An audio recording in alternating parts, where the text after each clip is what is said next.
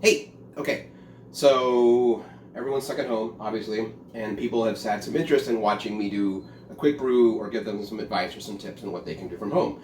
So I'm going to do a recipe for a quick and dirty hard cider you can do at home. Will it be very good? Probably not. Will it have alcohol? Yeah. So we'll get started. We're going to pop over here.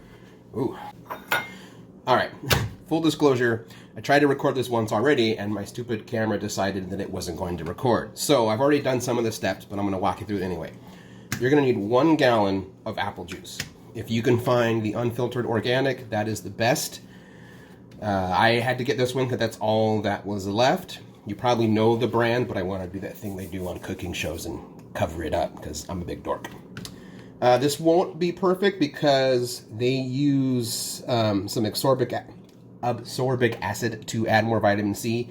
It also is kind of a preservative, which makes it a little bit harder to ferment, but we'll make it work.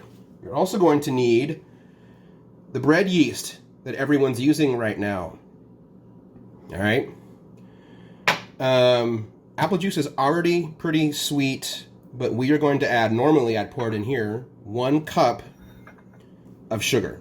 Brown sugar, white granulated sugar, it doesn't really matter, just any kind of sugar. We're going to up the sweetness a little bit for the yeast, but bread yeast doesn't have that high of a tolerance, so we don't want to do it so much that it just kills the yeast off immediately. Note, we are going to ferment in its own container, and I will get to how that'll work in a minute. But if you have access to a glass jug, a solid glass jug, that's actually preferred. The only thing I recommend if you have a glass jug is make sure you have got some kind of bleach at home. Fragrance free. You don't want any fragrance in it. So you can sanitize this jug. Literally, it is 1 tablespoon of bleach to an entire gallon of water. Swirl it around, all that good stuff. Get it nice and sanitized. And then you're going to want to rinse the heck out of it until you can't smell bleach anymore. And seriously, it could take many rinses until you can't smell bleach. Not that it will hurt you if you rinse it and you still smell a little bit, it will just taste bad. And it actually probably may not ferment very well. The bleach may end up hurting the yeast also. So rinse it, rinse it, rinse it. But if you don't have one of that, we're going to use the jug it came in. Which you don't have to clean because it's technically already, it's sterile and sealed. So you're... Now, as I did in the original video that didn't record, you're going to open your apple jug of juice and then pour 1 cup of juice into this container and then seal the jug back up. You're going to take the 1 cup of the sugar and the 1 cup of the juice and head on over to the stove.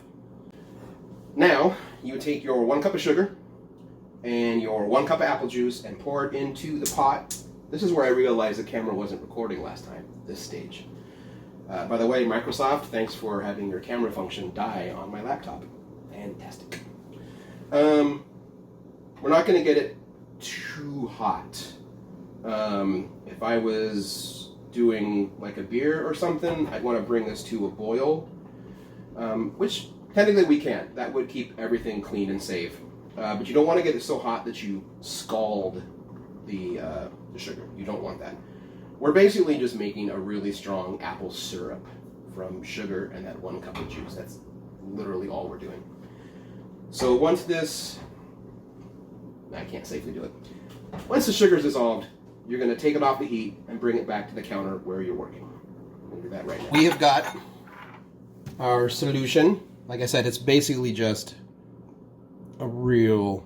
No way I can do this. It's a real super sweet cup of apple syrup now, basically.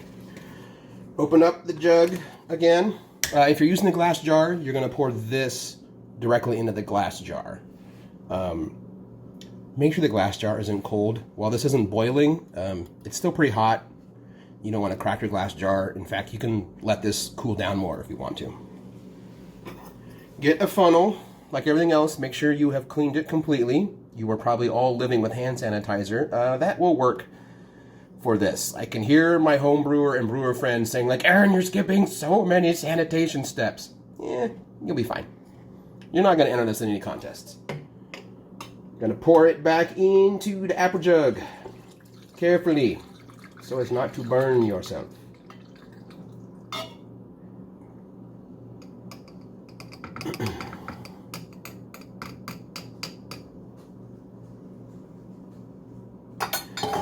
And you notice there's not going to be enough room in here because we took out 1 cup of juice and then added 1 cup of sugar. You're right. So I'm going to shake it up a little bit.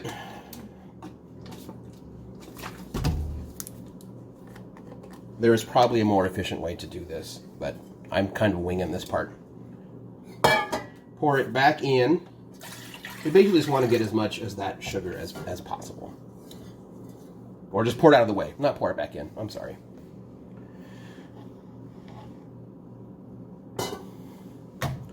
So there we go. You now have, I'm going to put the lid on it so I can tip it. You've got, I don't know, probably about 1.5 inches of headroom. Honestly, I'm going to pour a little bit out more just to be safe. And I'll tell you why in a minute. Okay.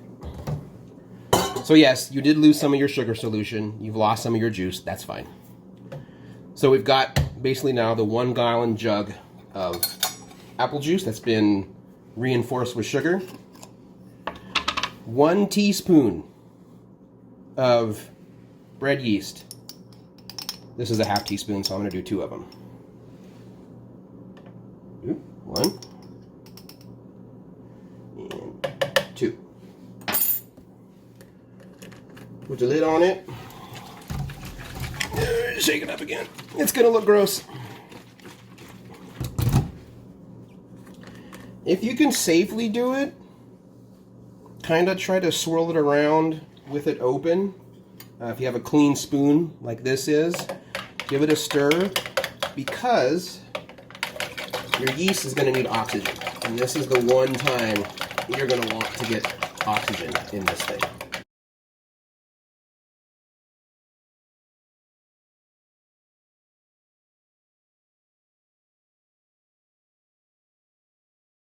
Okay, which is about the end. This is where you have some options. We need to so the yeast is going to make alcohol and carbon dioxide. That carbon dioxide needs to go somewhere. But you don't want anything really to get back into it. So here's where you have some options. Ideally, if you had the glass jug and you had some homebrewing equipment, you could put an airlock in it, but I'm making this under the assumption that you don't own squat in terms of homebrewing equipment. If you have a cheesecloth, you can put that over the top and secure it with a rubber band.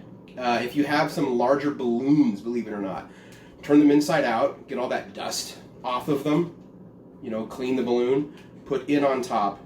You're going to put a little hole in the balloon to let some air out. If you have completely lube-free condoms, those would probably work too. This is the one time you're going to want to put a pinhole in them.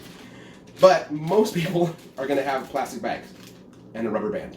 So this is what we're going to do. Watch. Plastic bag. I realize my angle here is awful. I apologize.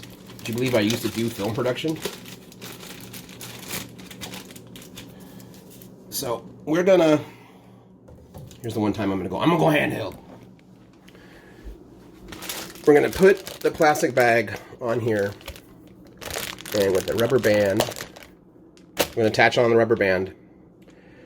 Kind of pull it taut a little, pull it up a little bit, so that the carbon dioxide will have a place to go. But again, we're gonna puncture a tiny hole in that bag. I'm gonna press stop and do the thing here because I don't have 4 hands or whatever, and then we'll come back. I'm gonna take my jug of apple juice. I'm gonna put it somewhere dark and relatively cool, and we'll see what happens. All right, we'll be back. Although there will be an update to this in probably a few days. We'll check it out and see what's going on.